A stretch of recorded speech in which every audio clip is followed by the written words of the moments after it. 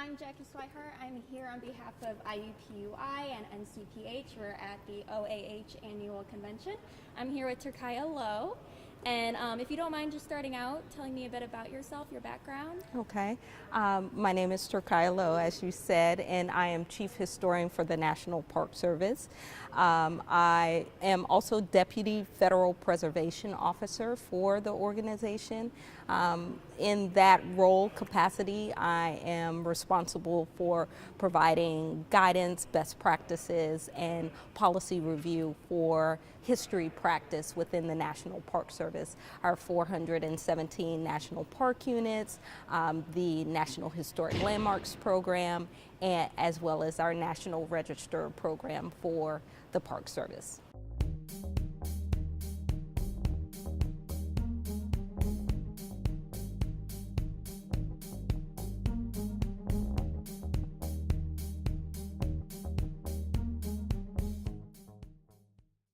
Since I have not heard your talk yet, do you mind just giving me just a brief 1-minute intro about what you'll be discussing? Well, I'll talk about how the National Park Service is our nation's agency for stewarding and preserving those resources, those sites, places, programs, history that tell the story of our nation, how we became a nation, where we are now.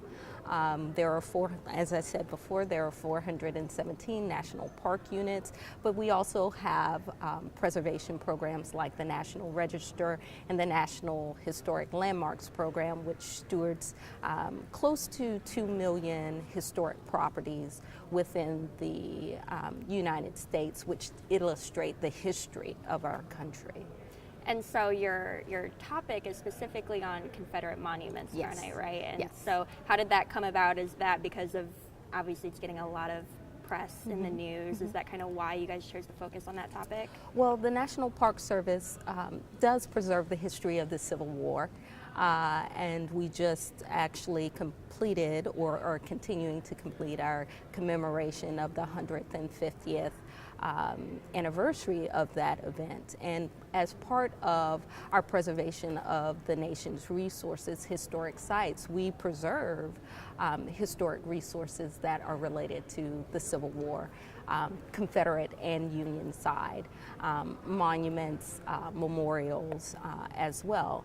And so we're particularly invested as an agency, but also as one of the agencies that preserves our history in what do we do with these monuments? What is our role in stewarding these monuments? What is our role in public education and outreach and telling the multiple stories around how the events that these monuments commemorate, but also the historic context and why these monuments exist and their relevance for our questions of democracy and citizenship today.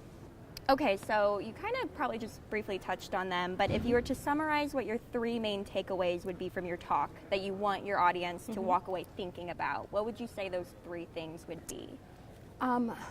First, that we at the National Park Service are invested in telling the whole story, the multiple perspectives of history through the monuments and the monumentation. That's the first. Second, some of these monuments which we are discussing have historic value in their own right.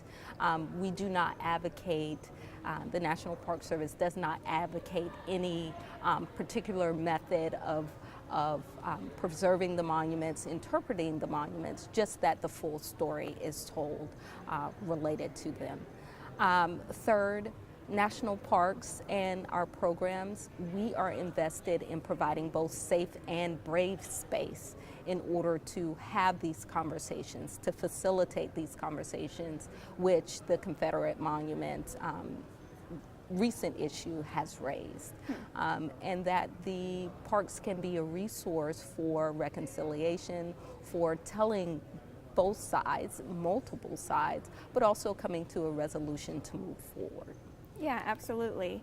So to kind of transfer those takeaways into more of a classroom environment, if you were preparing classroom materials to go along with your talk, what kind of things would you include in terms of historical events, maybe primary, secondary sources, activities, or even desired learning outcomes? Well, there are so many resources nowadays. Of course, the National Park Service is a place-based organization, so we make reference to those existing historic sites and also those sites that no longer exist for specific reasons, because sometimes the absence of a place is just as important as why it still exists. So definitely primary resources looking at the Daughters of the Confederacy, Sons and Daughters of the Confederacy, writings of different lost cause narratives, particularly the monuments themselves, pictures of them, maybe a travel itinerary or a teaching with historic places lesson plan, whereby you can look at the physical space and then talk about those intangible historical events and interpretations that have moved throughout history. So a travel itinerary, a lesson plan, primary sources of those who are writing about the lost cause, as well as those veterans groups and memorial organizations, their archives.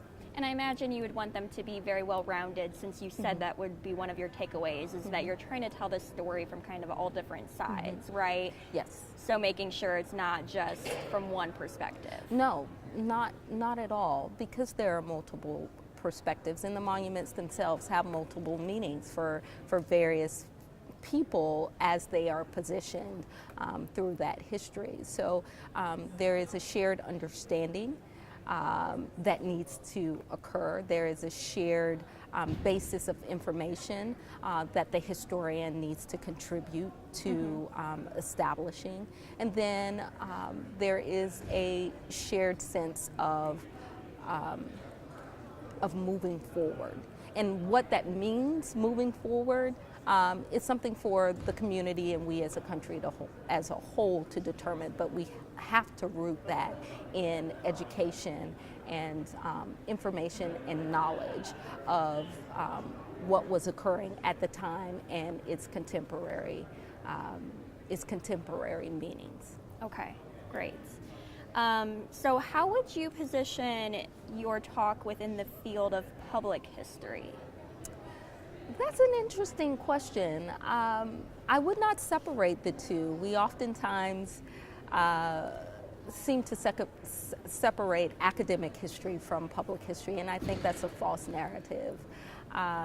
So situating it in the field of history, I would look at it as looking through the lens of place-based, material-based, cultural landscape perspective, a broader view, evidence-based in terms of reaching a forward-facing public rather than just speaking to a scholarly community among ourselves. So how do we engage the public in shared meaning, in shared learning, in shared understanding?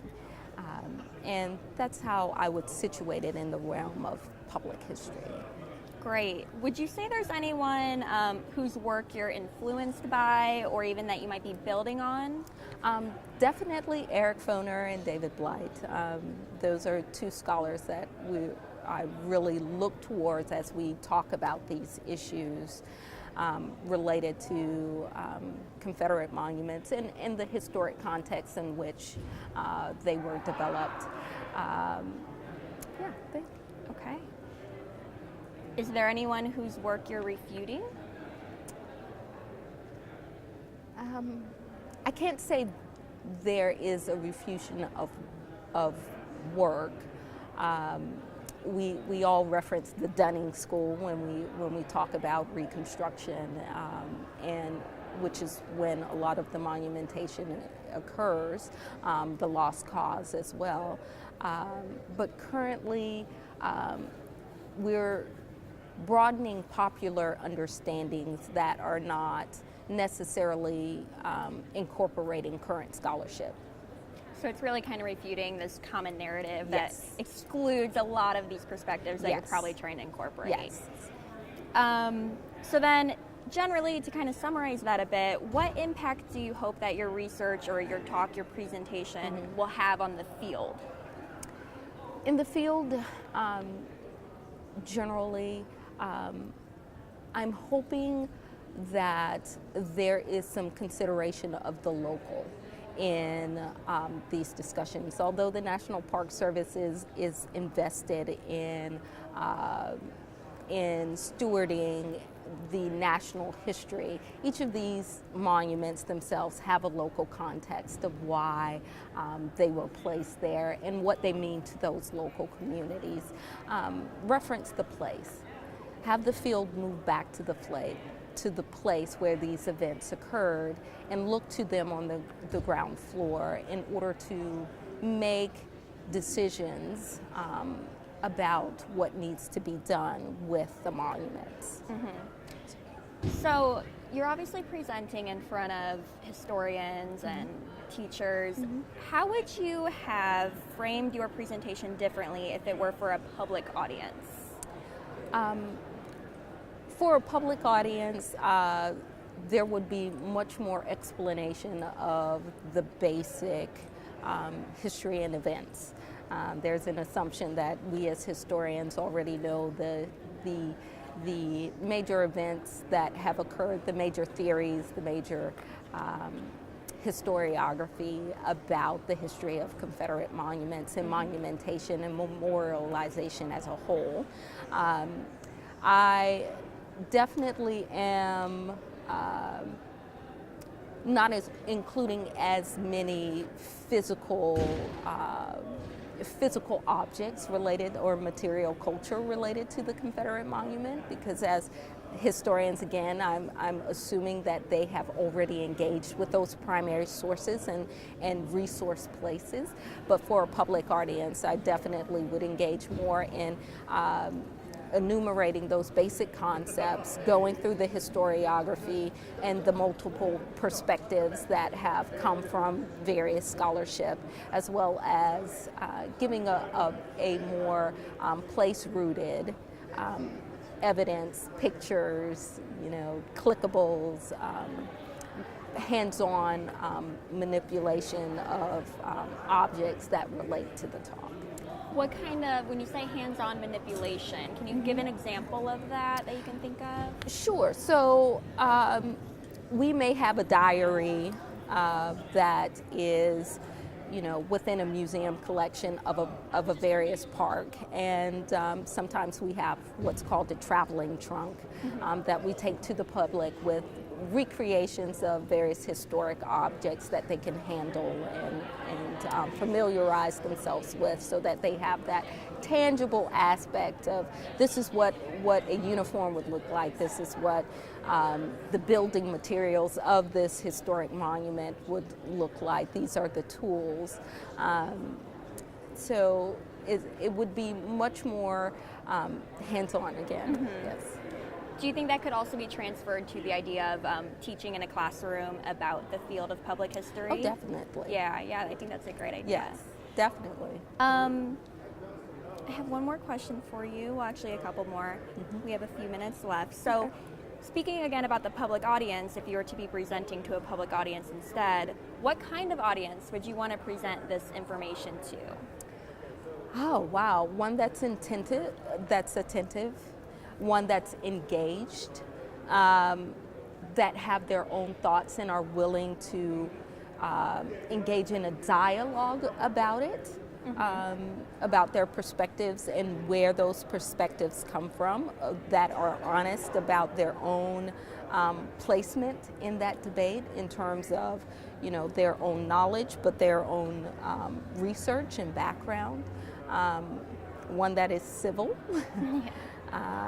Definitely, but one that's curious, and I mentioned before safe and brave space, one that's brave. If you have a perspective that is not necessarily one that you believe would be receptive in the group, you still have engaged in a space that is that facilitates that conversation.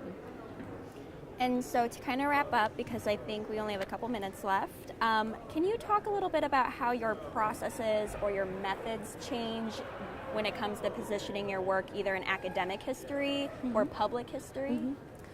So right now, the National Park Service is engaging very much in a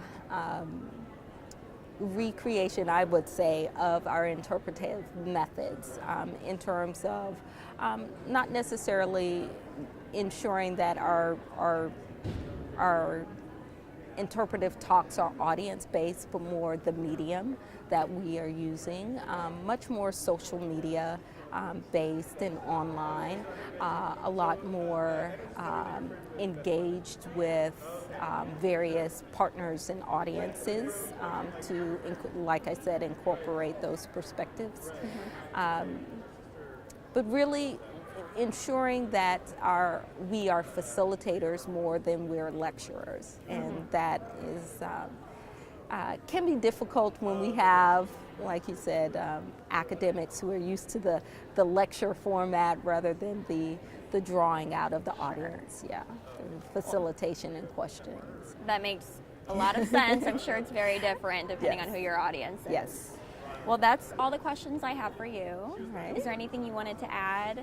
I'm excited to be here representing the National Park Service, and I hope those who are seeing this will come and visit our national parks and engage in these conversations, because we can't move forward as a nation unless we start to look to the past to understand why we are where we are, and to determine where we want to move forward in the future. Yes, very important. Thank you so much. Thank you.